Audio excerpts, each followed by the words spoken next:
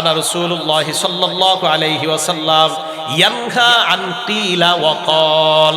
আল্লাহর নবী নিষেধ করেছেন অনর্থক বিষয় নিয়ে বাদ অনুবাদ করতে নিষেধ করেছেন, অনর্থক বিষয় নিয়ে ঝগড়া বিবাদ করতে আল্লাহ নবী নিষেধ করেছেন। মুস্তাহাব নিয়ে ঝগড়া করা এটা অনর্থক বিষয়। হ্যাঁ, আমি বলছি যে মসজিদে 90 জন লোক আমিন আসতে বলে ওই মসজিদে জোরে আমিন বলার এই ঝগড়াটা তৈরি করা এটা অনর্থক একটা বিষয়, এটা অনর্থক বিষয়। কেন আপনি এখানে এটা বলবেন?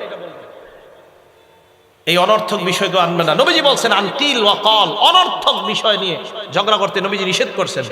2 নাম্বার কাসরাতিস সুআল, অধিক প্রশ্ন করতে আল্লাহ নবী নিষেধ করছেন। 3 নাম্বার ইদাআতিল মাল, সম্পদ নষ্ট করতে নিষেধ করছেন। 4 নাম্বার ওয়ামানইন ওয়াহাদ, কৃপণতা করতে নিষেধ করছেন, ভিক্ষা করতে নিষেধ করছেন। 5 নাম্বার ওয়াদিল বানাত, কন্যা সন্তান জীবিত কবরস্থ করতে নিষেধ করছেন।